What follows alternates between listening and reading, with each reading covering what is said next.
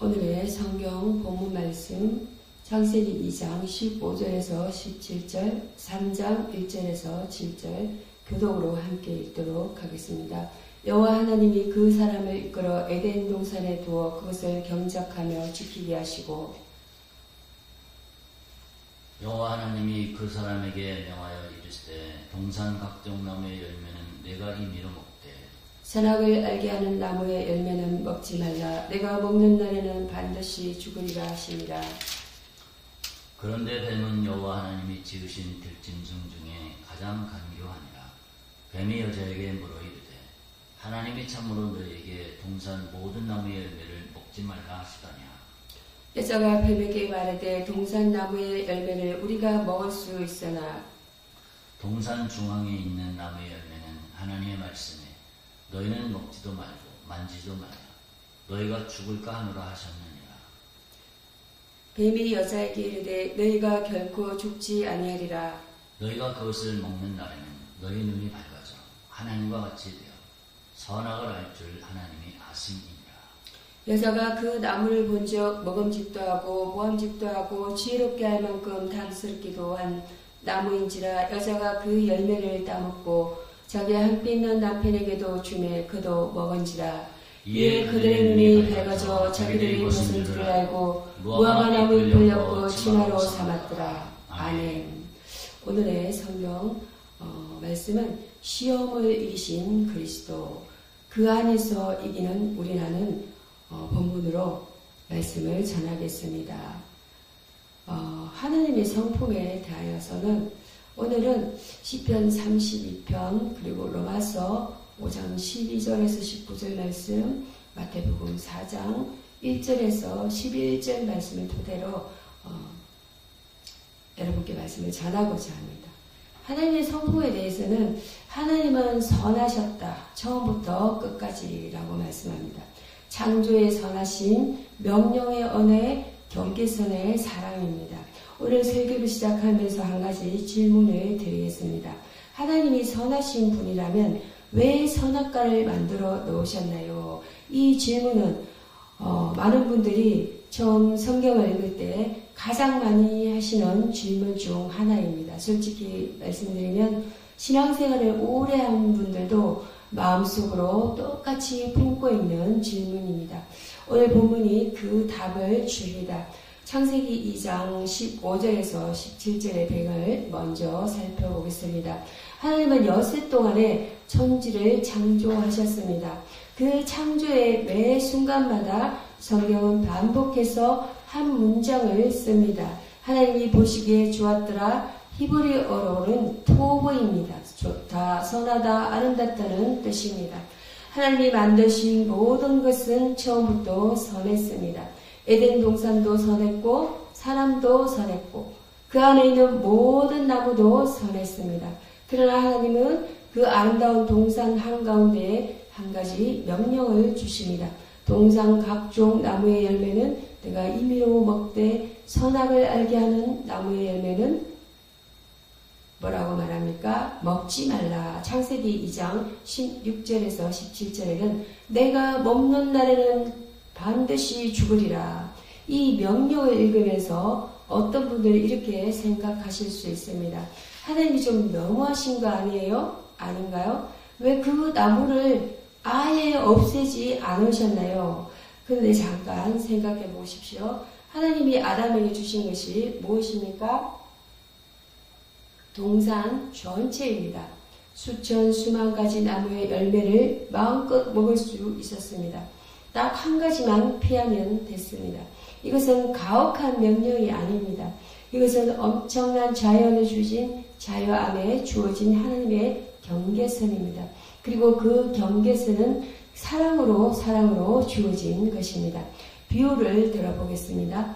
부모가 어린 자녀에게 이렇게 말합니다. 이 집 안에서는 뭐든지 먹어도 돼. 냉장고 다 열어봐. 과자도 먹어. 주스도 마셔. 근데 아래 서랍 안에 있는 약은 절대 만지지 마. 나한테 해로워. 이것이 억압입니까? 아닙니다. 이것이 사랑입니다. 하나님의 명령도 그렇습니다. 선악과를 먹지 말라는 것은 너는 하나님이 아니다. 창조주는 나다. 그 경계를 지킬 때 내 삶이 아름답게 유지된다는 사랑의 선언입니다. 더 깊이 보겠습니다. 하나님이 아담에게 이 명령을 주신 방식을 보십시오. 창세기 2장 15절에 이렇게 먼저 기록됩니다. 여호와 하나님이 그 사람을 이끌어 에덴 동산에 두어 그것을 경작하게 하며 지키게 하시고 하나님은 먼저 주셨습니다. 동산을 주시고 일을 주시고 의미와 목적을 주셨습니다. 그런 다음에 명령을 또한 주셨습니다. 이것이 하나님의 성품입니다. 하나님은 명령하시기 전에 먼저 은혜를 베푸시는 분이십니다. 시편 32편에서도 하나님의 이 성품이 드러납니다. 다시 죄를 지었을 때 하나님은 그를 내버려 두지 않으셨습니다. 죄를 숨기는 동안 다시 얼마나 고통스러웠는지를 보십시오. 내가 토술하지 아니할 때에 종일 신음함으로 시편 32편 3절을 보면 내 뼈가 쇠하였도다. 하나님은 죄를 숨기고 있는 사람이 평안하도록 내버려 두지 않으십니다. 왜입니까? 그를 다시 당신 앞으로 불러오시기 위함입니다.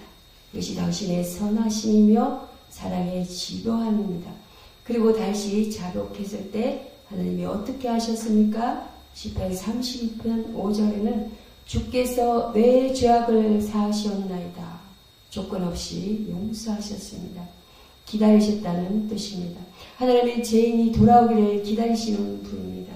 이것이 우리가 오늘 예배드리는 하나님의 성품입니다.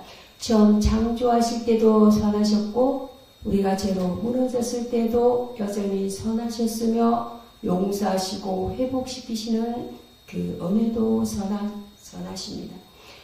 여러분, 성도는 하나님의 규칙을 만들어 놓고 어기면 벌 주는 심판 가운으로 생각하지 마십시오.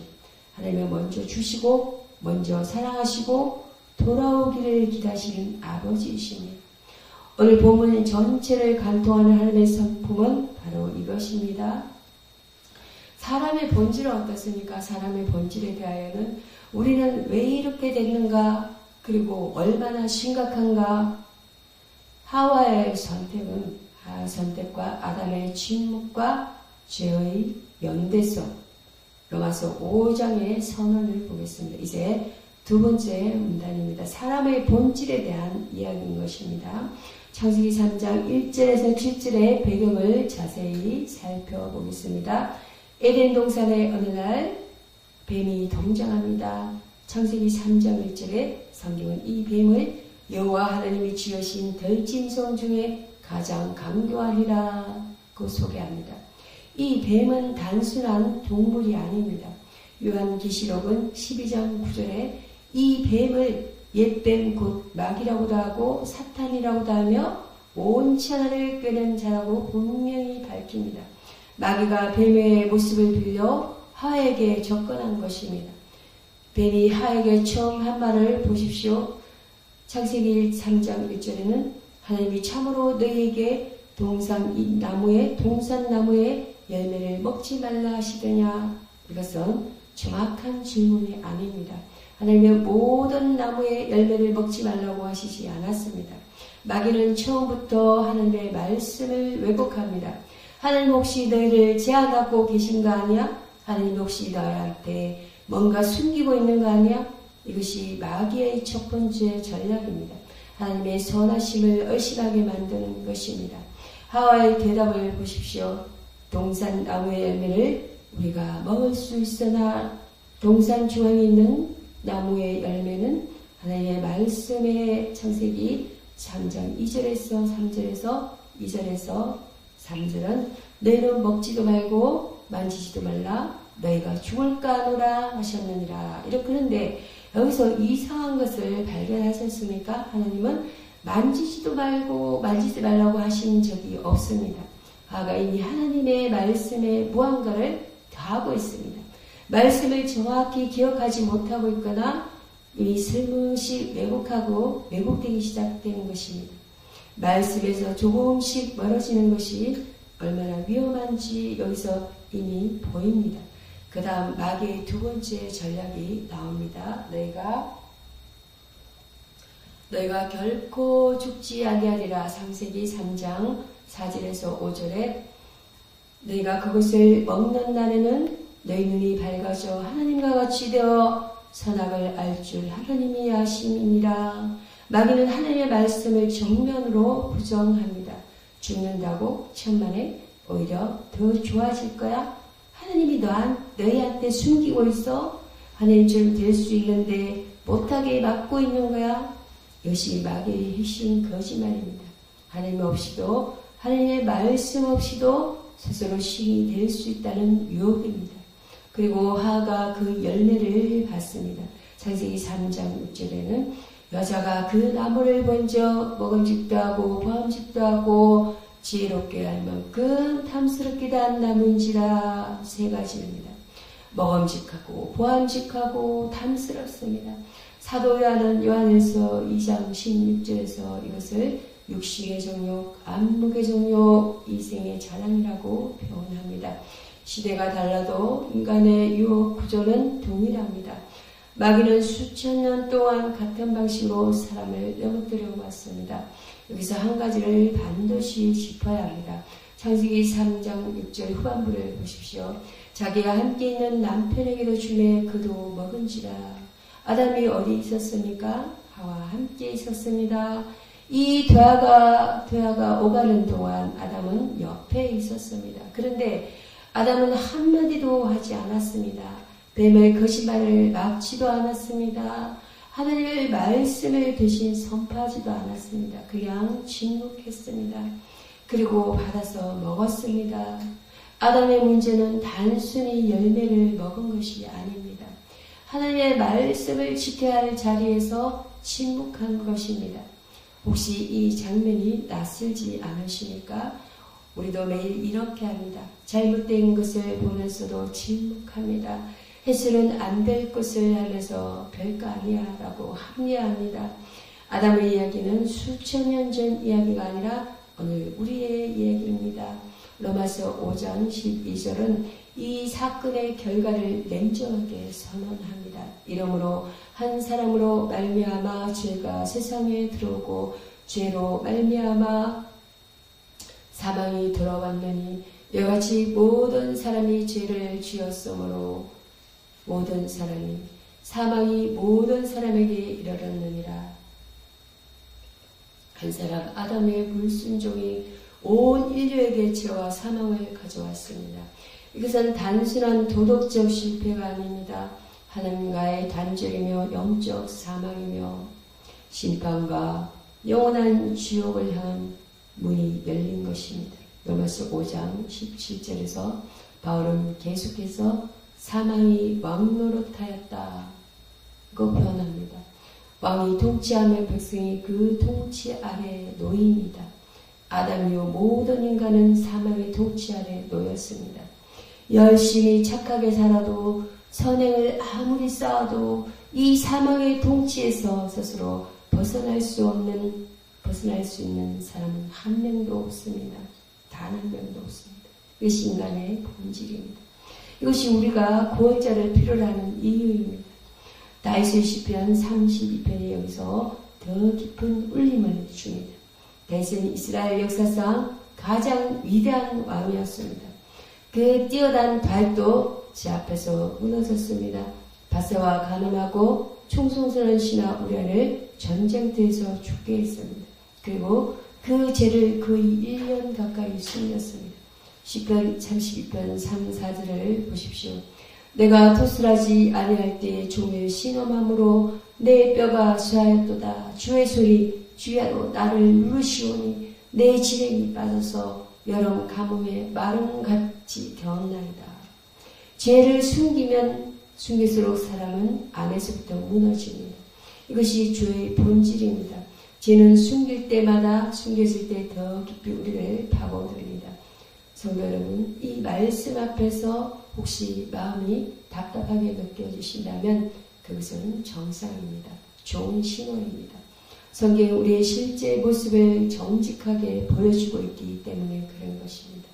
그런데 여기서 끝나지 않습니다. 복음은 지금부터입니다. 세 번째, 마귀의 역사와 예수님의 섭리에 대해서는 첫째, 아담이 실패한 자리에서 마지막 아담이 이기셨다라고 말씀합니다. 광야의 세 가지 실험과 말씀으로 이기심과 마귀의 전략과 예수님의 전략이 여기에 있습니다. 마태복음 4장 1절에서 11절은 성경에서 가장 극적인 장면 중 하나입니다. 에덴 동산에서 뱀이 아담과 하와를 시험하던 그 마귀가 이번에는 예수님 앞에 직접 나타납니다. 그리고 이 두 장면은 정확히 대조를 이룹니다. 이 본문의 역사적 배경을 먼저 살펴보겠습니다. 예수님은 요단강에서 요한에게 세례를 받으신 직후였습니다. 세례를 받으실 때 성령이 비둘기처럼 임하시고 하늘에서 음성이 들렸습니다. 마태복음 3장 17절에는 이는 내 사랑하는 아들이요 내 기뻐하는 자라. 하나님이 예수님을 공식적으로 선포하는 순간입니다. 그런데 바로 그 직후에 성령께서 예수님을 광야로 이끄십니다. 40일 동안 금식하셨습니다. 인간의 몸으로 40일 금식한다는 것이 어떤 상태인지 상상이 가십니까? 탈진과 극심한 허기와 정신적 한계 상태입니다. 바로 그 순간 마귀가 찾아옵니다. 마귀는 언제나 이렇게 합니다. 우리가 가장 약한 순간, 가장 지친 순간을 노립니다. 새벽 3시에 걱정이 몰려오는 것도, 가장 힘든 시간에 이상한 생각이 파고드는 것도 우연이 아닙니다. 마귀는 타이밍을 압니다. 하지만 예수님도 그것을 아셨습니다. 첫 번째 시험입니다. 마귀가 말합니다. 마태복음 4장 3절은 내가 만일 하나님의 아들이거든 명하여 이 돌들로 떡덩이가 되게 하라. 이것은 단순히 배고프면 먹어라는 말이 아닙니다. 이 시험의 핵심은 하나님의 때를 기다리지 말고 지금 당장 내 능력으로 내 필요를 해결하라입니다. 하와에게 했던 것과 부조가 똑같습니다. 하나님이 주신 것으로는 부족해. 내가 직접 해. 예수님의 대답은 신명기 8장 3절의 인용입니다. 사람이 떡으로만, 마태복음 4장 4절에서 떡으로만 살 것이 아니오 하나님의 입으로부터 나오는 모든 말씀으로 살 것이다. 이스라엘 백성이 광야에서 40년 동안 만나를 먹은 사건을 기억하십시오. 하나님은 그 광야 40년을 통해 이스라엘에게 한 가지를 가르치셨습니다. 내 삶의 근원은 빵이 아니라 하나님의 말씀이다. 예수님은 그 말씀을 정확히 적용하셔서 마귀를 막으셨습니다. 아담은 열매 앞에서 침묵했지만 예수님은 말씀을 선포하셨습니다.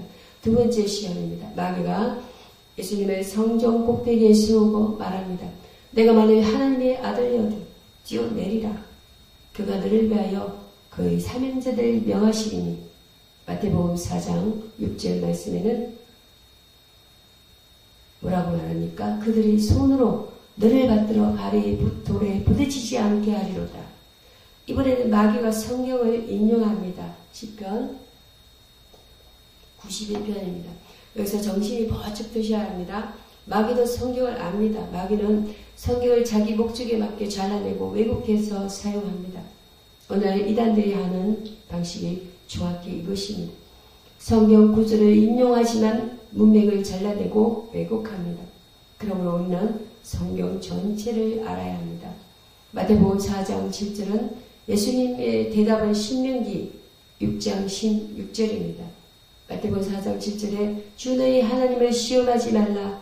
하나님을 믿는다는 것은 하나님을 내 뜻대로 사용하는 것이 아닙니다. 뛰어내리면 천사가 받은 줄로 받아줄 거라는 것을 증명하려는 회의는 믿음이 아니라 하나님에 대한 시험입니다. 진짜 믿음은 내가 원하는 방식을 강요하지 않고 하나님의 방식을 신뢰하는 것입니다. 세 번째 시험입니다. 마귀가 높은 산에서 세상 모든 나라와 영광을 보여주며 말합니다. 마태복음 4장 9절 만일 내가 엎드려 경배하면 이 모든 것을 내게 주리라. 이것은 가장 노골적인 시험입니다. 십자가 없이, 고난 없이, 죽음 없이 나한테 한 번만 절하면 세상을 다 줄게.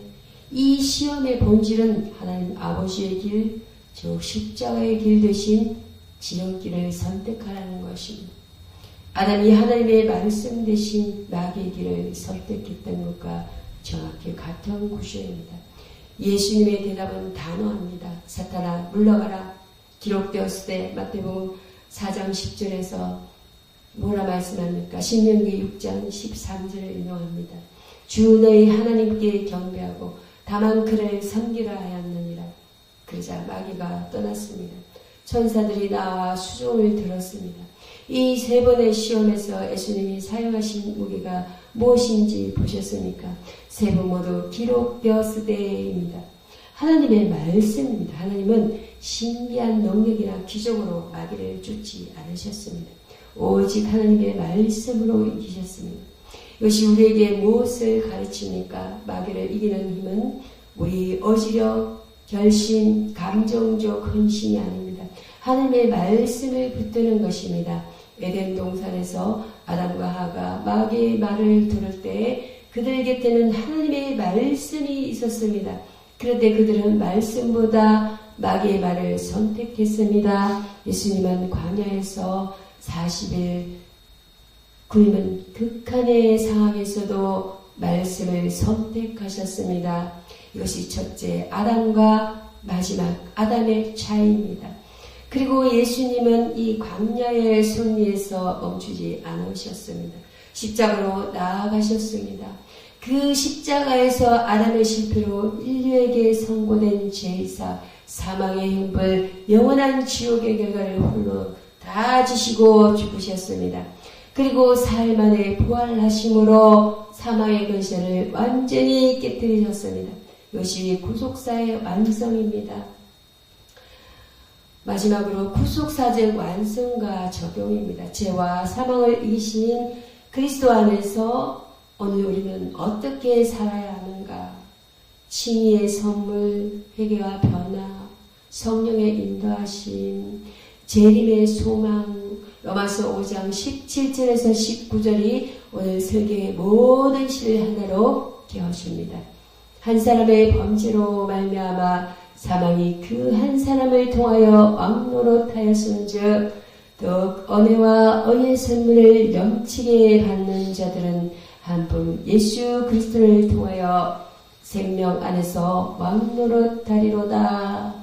그런즉 한 범죄로 많은 사람이 정죄에 이른 것 같이 한 어려운 행위로 말미암아 많은 사람이 어렵다 하심을 받아 생명에 이르렀느니라. 한 사람이 순종하지 아니하므로 많은 사람이 죄인된 것 같이 한 사람이 순종하심으로 많은 사람이 의인이 되리라. 아담 한 사람의 불순종이 모든 인류에게 죄와 사망을 가져왔다면 예수님 한 분의 순종이 믿는 자 모두에게 의와 생명을 가져옵니다. 이것이 칭의입니다. 하나님이 예수님을 믿는 우리를 의인이라 선언하시는 것입니다. 우리가 의인이었으가 아닙니다. 예수님의 의가 우리에게 덧입혀졌기 때문입니다. 이것은 도덕적 향상의 문제가 아닙니다. 신분의 변화입니다. 시편 31편 1절에서 2절을 이제 다시 읽으면 완전히 다르게 들립니다. 허물의 사함을 받고 자신의 죄가 가려진 자는 복이 있도다. 마음에 간사함이 없고 여호와께 정죄를 당하지 않는 자는 복이 있도다. 이 복이 이제 예수 그리스도 안에 있는 우리의 것입니다. 우리의 모든 허물이 예수님의 십자가 보혈로 완전히 가려집니다. 정죄가 사라집니다. 이것이 복음입니다. 이제 적용으로 나아가겠습니다. 본문이 우리에게 세 가지 방향을 제시합니다. 첫째, 회개해야 할 부분입니다.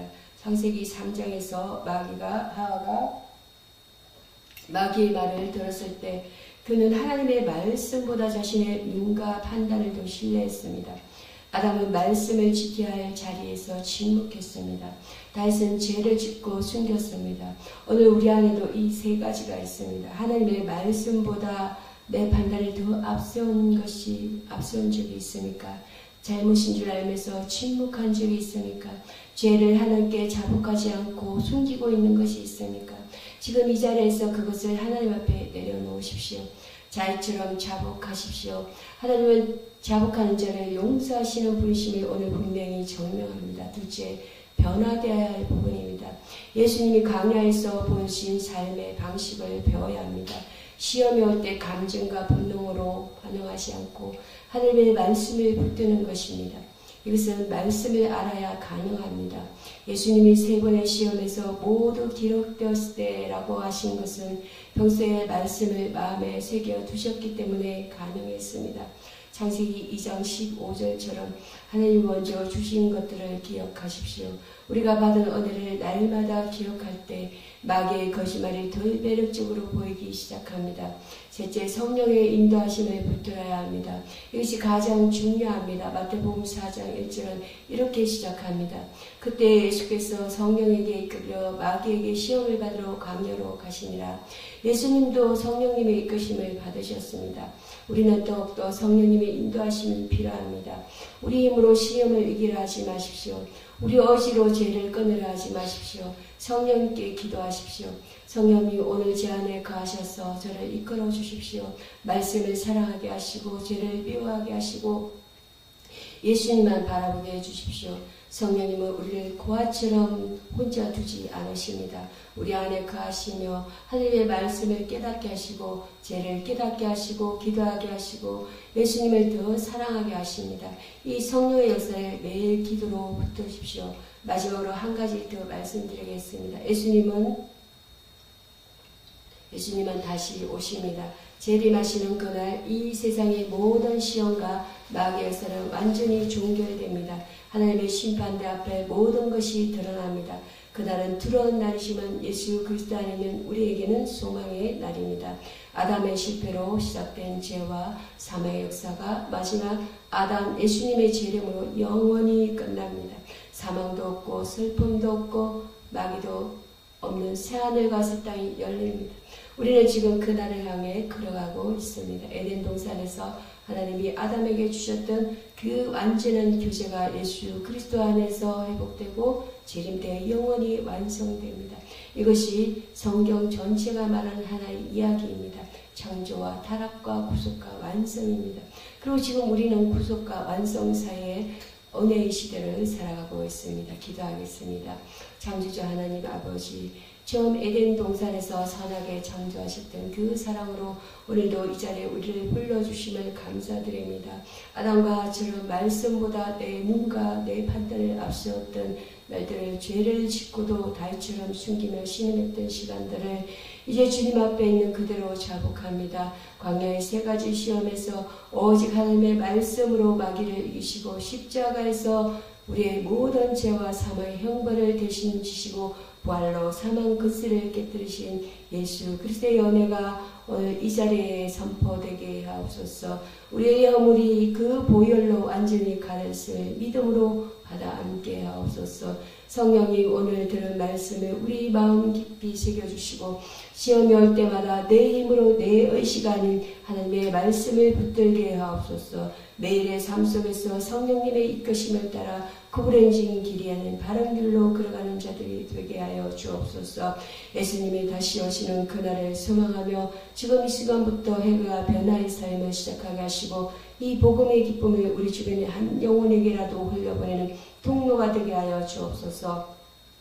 모든 영광을 오직 하나님 한 분께만 돌리며 우리의 구속자 되시는 예수 그리스도의 이름으로 기도드립니다. 아멘.